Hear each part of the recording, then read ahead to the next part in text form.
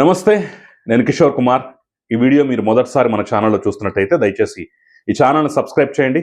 అదేవిధంగా మీకు కింద హైప్ బటన్ కనిపిస్తే దాన్ని ప్రెస్ చేసి మాకు పాయింట్లు ఇవ్వడం కూడా మర్చిపోకండి.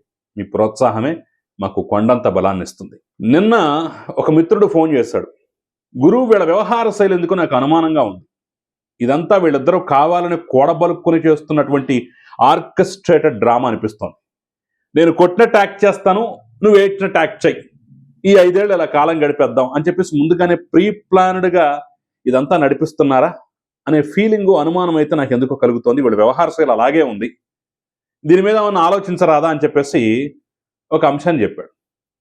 దేని గురించి అంటారా, నిన్న సాయిరెడ్డి ప్రెస్ మీటు, ఆయన మాట్లాడిన విషయాలు, అంతకు కొన్ని గంటల ముందు జగన్మోహన్ రెడ్డి ప్రెస్ మీటు, ఆయన మాట్లాడిన విషయాలు, ఈ రెండింటిని పక్క పక్కన పెట్టి చూస్తుంటే ఇదే అనుమానం కలుగుతోంది.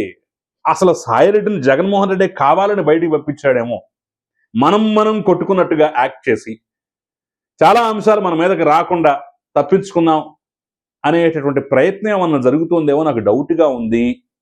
లేకపోతే సడన్గా అసలు అంతకు ముందు రోజు వరకు లేనటువంటి ప్రెస్ మీట్ జగన్మోహన్ రెడ్డి సడన్గా పెట్టడం ఏంటి, అసలు ఏమీ లేని అంశాల మీద పాస్బుక్ల మీద బొమ్మలు, ఈ వ్యవహారాలు, దీని మీదే గంటల తరబడి లాగటం ఏంటి, దీన్ని పట్టుకొని సాయిరెడ్డి బాంబులు పేల్చబోతున్నాడు కాబట్టి అటెన్షన్ డైవర్షన్ కోసం జగన్మోహన్ రెడ్డి ప్రెస్ మీట్ పెట్టాడని చెప్పేసి ఒక వర్గం మీడియా దాన్ని మరో కోణంలో చూడటం ఏంటి. సాయిరెడ్డి సాయంత్రానికి వచ్చేసి జగన్మోహన్ రెడ్డి తక్క మిగతా వాళ్ళందరూ దుర్మార్గులు, ఆయన మాత్రమే మంచోడు, ఆయన మాత్రమే దేవుడు అన్నట్టుగా ఎలివేషన్లు ఇవ్వటం ఏంటి.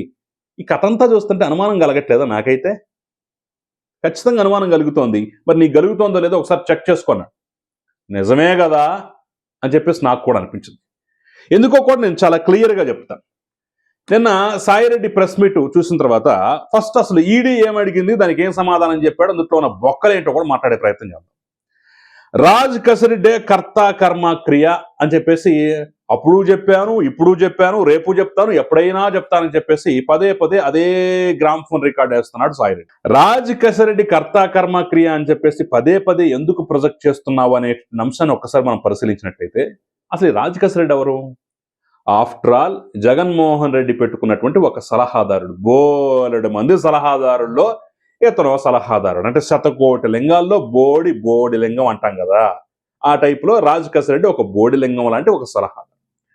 ఆఫ్టర్ ఆల్ ఒక సలహాదారు, అది కూడా ఐటీ సలహాదారు, మద్యం కుంభకోణం పాలసీ మార్చిన దగ్గర నుంచి, మద్యం కుంభకోణం చేయడం దగ్గర నుంచి, కొన్ని వందల వేల లక్షల కోట్ల రూపాయల దోపిడీ అనేటటువంటి ఆరోపణల దగ్గర నుంచి, హవాలా ఆరోపణలో వీటి మొత్తాన్ని తానే దగ్గరుండి నడిపించి ఇంత వ్యవస్థను ఏర్పాటు చేసి ఆ డబ్బంతా అంతిమ లబ్ధిదారుడికి చేర్చేటటువంటి ప్రయత్నం ఇతను చేశాడంటే, అది కూడా జగన్మోహన్ రెడ్డికి ఏమాత్రం తెలియకుండా, అసలు ఒక్క ముక్క కూడా తెలియకుండా, అనుమానం రాకుండా చేశాడంటే, మన చెవుల్లో క్యాలీఫ్లవర్లు ఏమైనా ఉన్నాయా?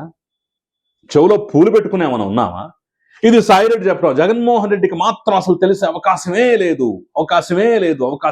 చేస్తే వాడు చేసుండొచ్చు. కర్త కర్మ క్రియ మొత్తం రాజ్ కసిరెడ్డి అని చెప్పేసి పదే పదే గుచ్చి చెప్తుంటే వినటానికి మన చెవుల్లో ఏమైనా క్యాలీఫ్లవర్లు ఉన్నాయా అనేటటువంటి అనుమానం అయితే కలుగుతుంది. ఇక్కడే కదా అసలు జగన్మోహన్ రెడ్డి రకాన్ని ముఖ్యమంత్రికి తెలియకుండా ఆయన పెట్టుకున్నటువంటి బోలెడు మంది సలహాదారులు, ఒక సలహాదారుడు ఇన్ని వేల కోట్ల రూపాయలు స్కామ్ చేశాడంటే, అది ఏ వ్యవస్థ పసిగట్టలేకపోయిందంటే, అంత మాయకుల్లా పిచ్చివాళ్ళ కల్పిస్తున్నాము మనం. అంటే రక్షించే ప్రయత్నం చేయట్లేదని చెప్పేసి ఎలా అనుకోగలం? నంబర్ 2, ఈ పాపులర్ బ్రాండ్లు మార్చటం వెనుక ఎవరున్నారు అని చెప్పేసి అడిగినటువంటి ఒక ప్రశ్నకు, అంటే అధికారం ఉన్నారా, లేదంటే పార్టీలో ప్రభుత్వంలో ఉన్నటువంటి ముఖ్యమైనటువంటి నాయకులు ఉన్నారా అని చెప్పేసి అడిగిన ప్రశ్నకు చాలా తెలివిగా సమాధానం చెప్పాడు సాయిరెడ్డి. అందరూ ఉన్నారు, వాళ్ళు ఉన్నారు, వీళ్ళు ఉన్నారు, అందరూ ఉన్నారు, కానీ జగన్ రెడ్డి లేడంట. ఏంటిది?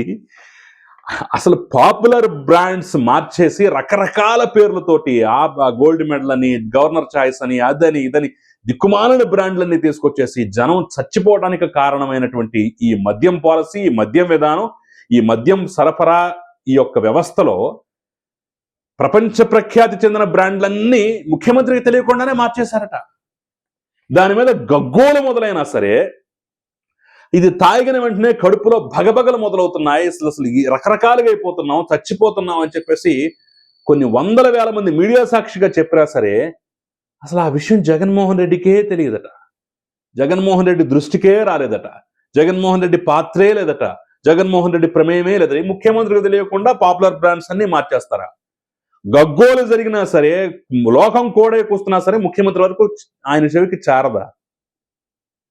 అంత అమాయకుల్లా కనిపిస్తున్నాము మనం. ఇంకోటి, మద్యం ముడుపులు హవాలా మార్గంలో ఎక్కడికి చేరాయి అని చెప్పేసి అడిగితే హైదరాబాద్ కానీ ముంబై నుంచి వేరే వేరే చోట్లకి తరలించారు. అందులో కొన్ని వివరాలు నాకు తెలుసు, ఇదిగోండి ఆ డాక్యుమెంట్లు అని చెప్పేసి అయితే సాయిరెడ్డి స్వయంగా ఇచ్చాడట. అంటే మద్యం స్కామ్ జరిగింది అని చెప్పేసి నేను అనుకోవట్లేదు. జరిగితే మాత్రం జగన్మోహన్ రెడ్డి తప్ప మిగతా వాళ్ళ ప్రమేయం ఉండొచ్చు, మొత్తం చేసింది రాజకేశ్ రెడ్డి అని చెప్పేసి మొదటి నిమిషంలో మాట్లాడినటువంటి వ్యక్తి ఆఖరి నిమిషానికి వచ్చేసరికి ఇదిగోండి అని చెప్పేసి ఇచ్చాడు. ఏమన్నా అర్థం పర్థం పరమార్థం ఇందుట్లో ఏమన్నా కనిపిస్తుందా? అసలు మద్యం స్కామే జరిగిందని చెప్పేసి నేను భావించట్లేదు. ఒకవేళ చేసినా కానీ వాళ్లే చేశారని చెప్పినటువంటి వ్యక్తి ఇదిగోండి అని చెప్పేసి ఆధారాలు ఎలా ఇస్తాడు? ఫలానా ముంబై నుంచే వెళ్ళాయని చెప్పేసి ఇతనికి ఎలా తెలుసు? అందుట్లో కొన్ని లింకులు నాకు కూడా తెలుసు అని చెప్పేసి డాక్యుమెంట్లు ఎలా ఇస్తాడు? అసలు ఇంతకు మించినటువంటి జనాన్ని వెర్రి పుష్పాలు చేసేటటువంటి నాకేమీ తెలియదు అంటాడు, నా పాత్రే లేదంటాడు. జగన్మోహన్ రెడ్డికి అసలు ఇంకేమీ తెలియదు అంటాడు, అతని పాత్రే లేదంటాడు. కానీ ఇదిగోండి ఈ డబ్బు ఎక్కడికి వెళ్ళిందని చెప్పేసి ఆధారాలు ఇస్తాడు, సాక్ష్యాలు ఇస్తాడు. ఫలానా ప్లేస్ నుంచి ఫలానా చోటికి వెళ్ళిందని చెప్పేసి వివరాలన్నీ పోసుకొచ్చాడు చెప్తాడు. మళ్ళీ లాస్ట్లో నేను విజిల్ బ్లోయర్ని అని చెప్పేసి చెప్పుకుంటాడు. ఓ పక్క మొత్తం నువ్వే చెప్తావు, ఇంకో పక్క మాకు మాత్రం సంబంధం లేదంటావు. ఏంటిది? అంత వేరే పుష్పాల్లా కనిపిస్తున్నావా? ఇది ఇలా ఇలా ఇలా విచారణ జరిగిపోయింది. ఇక బయటకు వచ్చి ప్రెస్ మీట్ మాట్లాడితే ప్రెస్ మీట్లో ఆ ప్రెస్ మీట్ మాట్లాడినంతసేపు కనీసం ఒక 100 సార్లైనా కోటరీ గురించి తలుచుకొని ఉంటాడు. Coterie coterie coterie coterie coterie coterie అని చెప్పేసి కోటరీ గురించి తలుచుకొని ఉంటాడు. విచిత్రం ఏంటంటే ఆ కోటరీలో తాను ఉన్నాడట. అసలు ఎంత విరుద్ధమైనటువంటి మాటలు, ఒక మాటకి ఇంకో మాటకి పొంతం లేకుండా క్వార్టరీయే మొత్తం చేసింది, క్వార్టరీని నమ్ముకుంటే నాశనం అయిపోతాడు జగన్మోహన్ రెడ్డి అని ఒక పక్క అంటూ, అవును ఆ క్వార్టరీలో నేను కూడా ఉన్నాను, బట్ నేను తప్ప మిగతా వాళ్ళందరూ దుర్మార్గులే. అదే మన చెవుల్లో పుష్పాలు ఏమన్నా పెడుతున్నాడా అనేటటువంటి భావన ఇందుకే కలుగుతోంది నాకు. మనల్ని అందరినీ వెర్రి బదలను చేస్తాడనే భావన ఇందుకే కలుగుతోంది నాకు. సాయిరెడ్డి ఒక మంచి పాలేరు అనేటటువంటి టైటిల్ ఇవ్వాలి, ఇది నేను అన్నది కాదు, ఆయనే, నేను పాలేరులాగా పనిచేశానని చెప్పేసి ఆయనే చెప్పుకున్నాడు అనే భావన నాకు ఇందుకే కలుగుతాం. ఇంకా కూటమి ఇలాగే కొనసాగితే, కోటరీ ఇలాగే కొనసాగితే జగన్మోహన్ రెడ్డి మరొక్కసారి అధికారంలోకి వచ్చేటువంటి ప్రసక్తే లేదని చెప్పేసి మొదటి డైలాగ్ వాడతాడు. రెండో డైలాగ్ ఏమంటాడు? టీడీపీ పాలన అస్సలు బాగాలేదంటాడు. ఇదట్ట పాలన బాగాలేకపోతే ప్రజలు మారుస్తారు, అది అది ఎవరో చెప్పక్కర్లా. ఇదేమి ఎక్కడో ఒక రూల్ కాదు, చట్టం కాదు, వీళ్ళనే కొనసాగించాలని చెప్పేసి. పాలన బాగాలేకపోతే ఎవరినైనా సరే ప్రజలు తిరస్కరిస్తారు, చిత్కరిస్తారు, తీసి పక్కన పెడతారు. కానీ కూటమి ఇలాగే కొనసాగితే జగన్మోహన్ రెడ్డి రాడంట, పోనీ అతను చుట్టూ ఉన్నటువంటి కోటరీ కొనసాగిన జగన్మోహన్ రెడ్డి రాడంట, అది మాత్రం పక్కా స్టాండర్డ్ అని చెప్తున్నాడు. కానీ టీడీపీ పాలన అయితే బాగాలేదంట. ఇదే జగన్మోహన్ రెడ్డికి ఈ రకంగా సాయం చేస్తున్నాడనే భావన ఎందుకు కలుగుతుంది? ఒక పక్క ప్రభుత్వాన్ని తిడతాడు, కానీ వాళ్ళు కలిసి ఉంటే కుదరదంటాడు. విడగొట్టాలంటే నా అలాంటి వాడు కావాలంటాడు, రాజకీయ వ్యూహం కావాలంటాడు, విడగొట్టాలంటాడు. విడగొడితేనే మీరు వస్తారు అని చెప్పేసి ఇంత డైరెక్ట్ గా బహిరంగంగా చెప్తుంటే వాళ్ళు ఎందుకు విడిపోతారు? అర్థం కావట్లేదా? ఇక జగన్మోహన్ రెడ్డికి పాలేరులాగా పనిచేశాను అని చెప్పేసి ఒక పక్క చెప్తూనే జగన్మోహన్ రెడ్డి కోటరీ మాటలని పొమ్మను లేక పొగబెట్టి నన్ను పంపించాడని చెప్పేసి ఇంకో పక్క అంటాడు. ఇదేంటిది? పాలేరులాగా పనిచేస్తే నిన్నే పక్కన ఉంచుకుంటాడు కదా, పైగా అనేక కేసుల్లో ఏవన్నా ఆయన అయితే ఏటు నువ్వే కదా.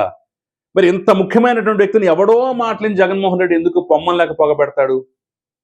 జగన్మోహన్ రెడ్డి మంచోడే, కానీ నన్ను మాత్రం పొగబెట్టి పంపించాడని చెప్పేసి నువ్వే అంటావు. జగన్మోహన్ రెడ్డికి పాలేరులాగా పనిచేశాను, కానీ నన్ను మాత్రం బయటికి గంటేశాడని చెప్పేసి నువ్వే అంటావు.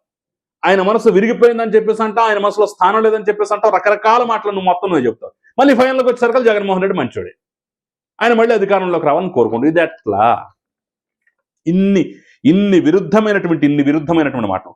కోటరీ పందికొక్కుల్లాగా తింటున్నారు, ఇది జగన్మోహన్ రెడ్డికి తెలుసు, కానీ వాళ్ళ మాటే వింటాడు.